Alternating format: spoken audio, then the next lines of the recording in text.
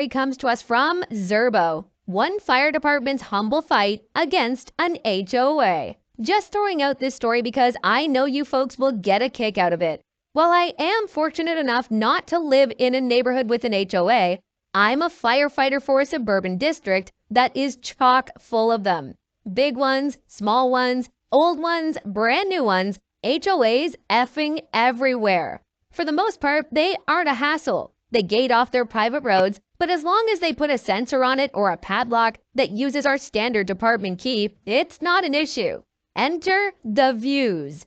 The Views are condos built in the late 70s, and as far as I can tell, the only view they have is of a freeway on-ramp and some eucalyptus trees. The Views were built along a narrow road that starts and ends off of the main road, making one big loop about a quarter-mile long with a couple cul-de-sacs branching off. It's important to note that the driveways for each end of the loop are about 30 feet apart off of the same road. The Views have a lot of older residents, so we're there semi-frequently for medical aids, people smoking out their kitchens when they forget about the food they left on the stove, and even the occasional structure fire. Responding there is annoying because they built speed bumps about every 25 feet along this loop. So once you're in the Views, you're not getting anywhere fast. Annoying, but it's a private road, so they can technically build as many speed bumps as they want. Enter the chain. About a third of the way along the loop from the first driveway, there is a chain across the road, padlocked to a steel pole on one side. It's a generic master brand lock to which we do not have a key. Why is it there? What does it do? Why would anyone build something like that? The answer to all three of those questions is, who the F knows? The chain has been in place as long as I've been working at this department, and no one can tell me exactly why it's still a thing. Phone calls to the HOA regarding the chain went unanswered and unreturned. The problem with the chain is its location. If we're responding to an address that's closer to the first driveway, but just past the chain, we would have to go the long way around to get there. The operative word here is would. When COVID was really ramping up in early 2020, we were at the Views a lot, sometimes 2 or 3 times a shift. Approaching from the main road, we always take the first driveway, because F taking the long way. Someone called 911, we're gonna get there quickly. That's what we're paid to do. So when the address came up on the other side of the chain, it was unanimously decided that we take the path of least resistance. Enter the bolt cutters. Every time we needed to get to an address past the chain, I would hop out of the engine, grab the bolt cutters, and snip a link. Chain goes down, engine and ambulance go through. Simple solution. After about a week of this and many mysteriously replaced chains, the enigma of the chain was finally revealed. One night, as I have a hapless link firmly in the grasp of my bolt cutters, I hear a shrill shriek. Stop! A middle-aged woman comes speed walking out of the condo right next to the chain. I'm the HOA president. That's there for a reason. I want to hear all about that reason, but we're here for a response, and the clock is ticking. Snap! Another link is broken. The chain falls slack, and onward we go. We resolve that we'll stop by her unit after we clear the call to let her know what a nuisance the chain is, and that something needs to be done about it. This course of action was ultimately unnecessary, as HOA president took it upon herself to huff and puff after us as we drove away, and came speed walking up again as we pulled up to the response address. I went inside with the ambulance crew, but I could hear her shrieking at my captain outside.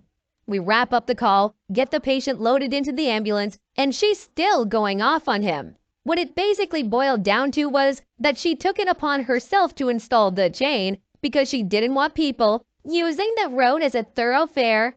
The reasoning behind this is an utter mystery to a rational mind because it's a loop that begins and ends on the same road, 30 feet apart. No one is using the Views as a thoroughfare.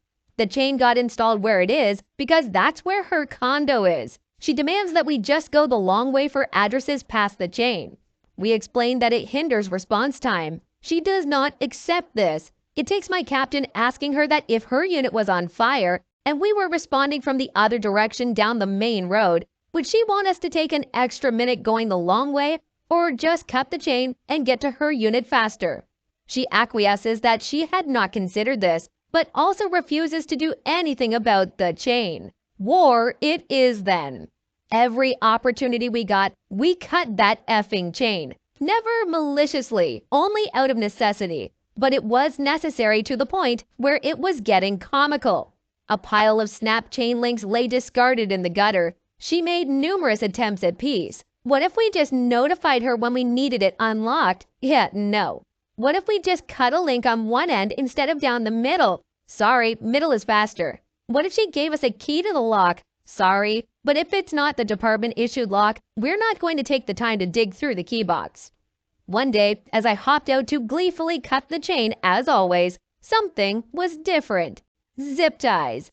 Tired of buying new chains, or perhaps the chain fund had dried up, the HOA president had resorted to zip tying the chain back together where we had cut it. She even attached a tag saying, "Fire Department, cut zip tie only." After consulting with my captain, we decided upon the most prudent course of action. I didn't have a pair of scissors on me, but I sure as crap had a pair of bolt cutters. Snap, dead center in one of the remaining lengths of chain.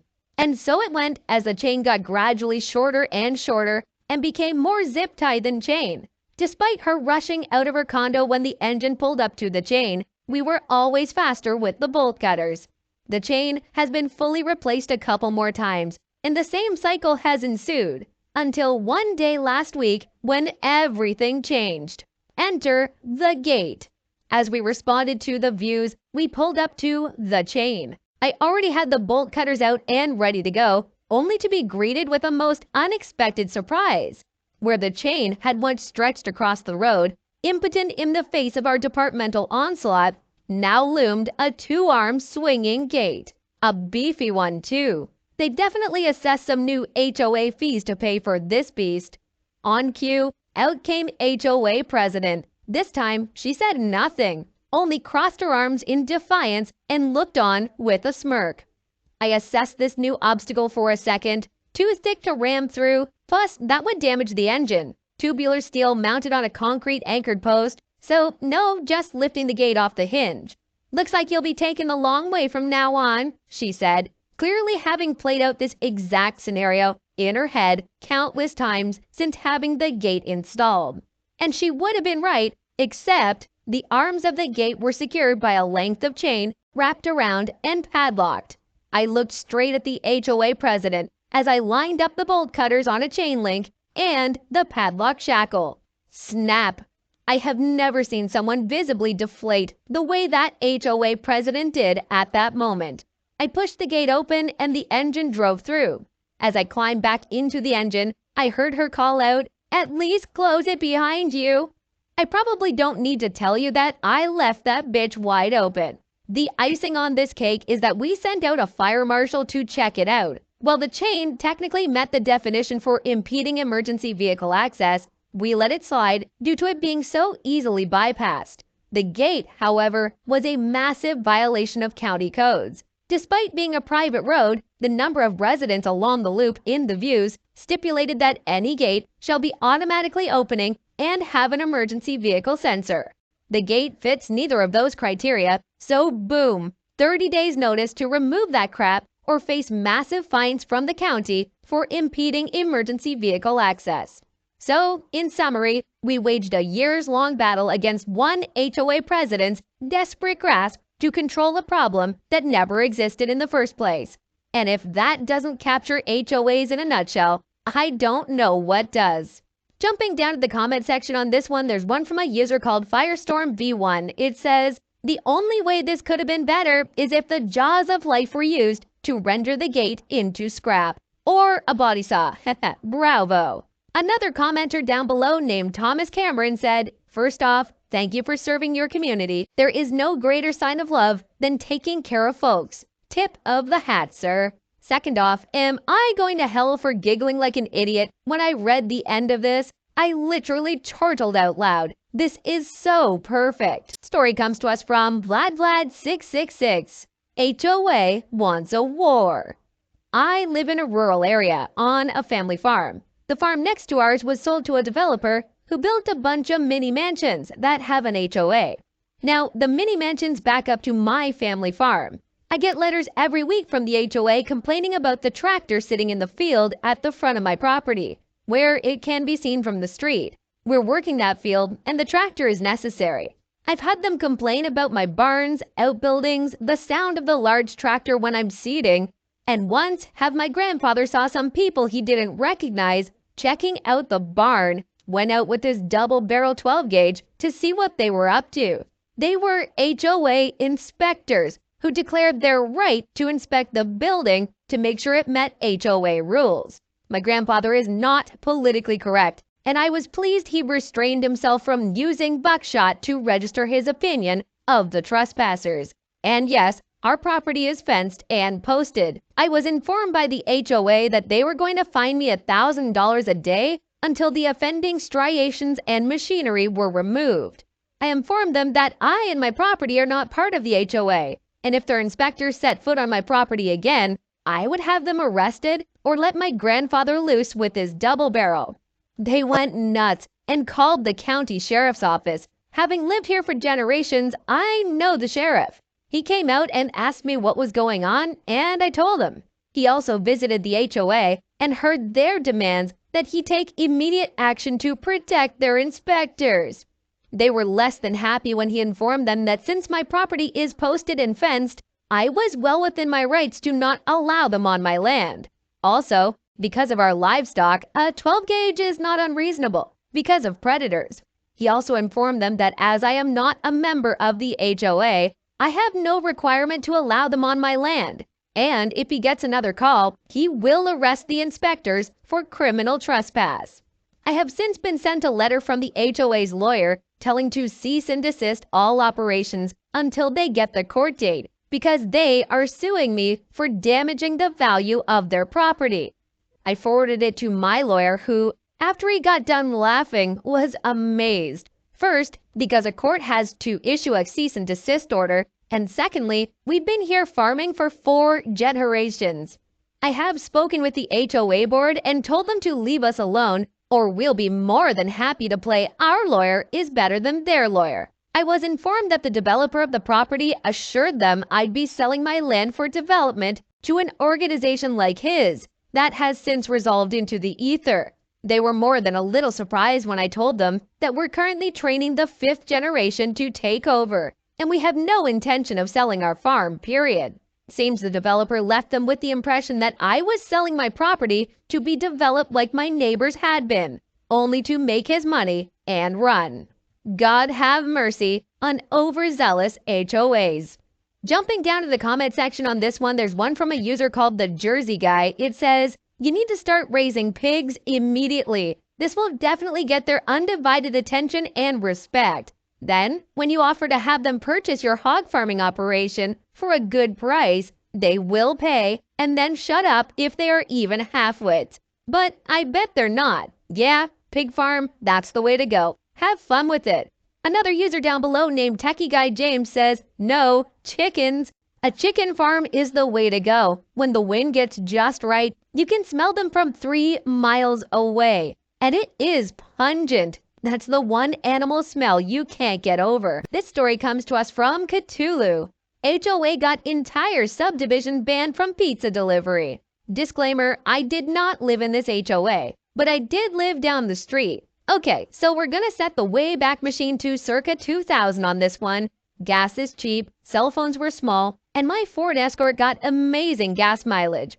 As the now ex-wife and I were struggling with our bills, she decided that the easiest thing for her was for me to get a second job, to try to catch up and then get something into savings.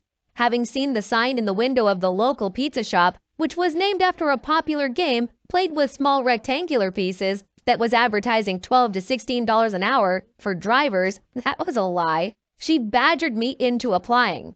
Fast forward a couple of months, and I have settled into my mind-numbing routine of working 60 to 70 hours a week at 2 jobs.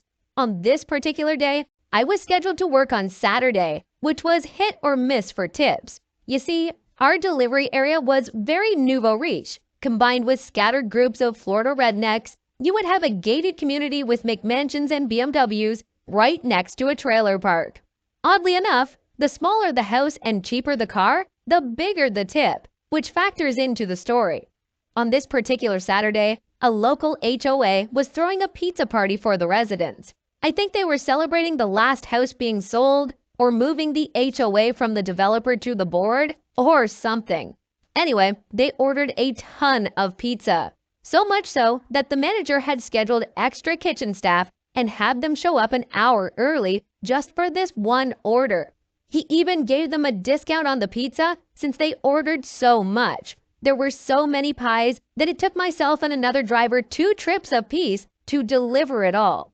When we got the last boxes of pizza delivered, the manager wrote a check for the total, couple $100 in change, rounded up to the next dollar for our tip. So I left and went back to the store. The manager asked me how much of a tip that I got, to which I replied 87 cents. He didn't believe me, so I showed him the check. He then asked me if I was messing with him and if they had given me a cash tip. Nope. He went off. He walked over to the phone, called the manager of the HOA, cussed her out for not tipping his drivers after he had discounted the order and scheduled extra staff just for her order, and told her that he was entering that entire subdivision into the computer as "do not deliver." He then hung up, opened the cash register, and gave each of us a $20 bill for a tip. To this day, I have no idea if any of the residents were ever able to order from that store. Jumping down to the comment section on this one, there's one from a user called Aero Maestro. It says, I get that the HOA is framed as the baddies here, but tipping is effing stupid. Also, you've been successfully conditioned to blame the customer for your employer not paying you more. If you and your manager were expecting more money, why give a discount? Wouldn't it just be simpler to charge a flat rate and not get mad at someone for not paying you the extra money neither of you agreed upon? F mandatory tipping.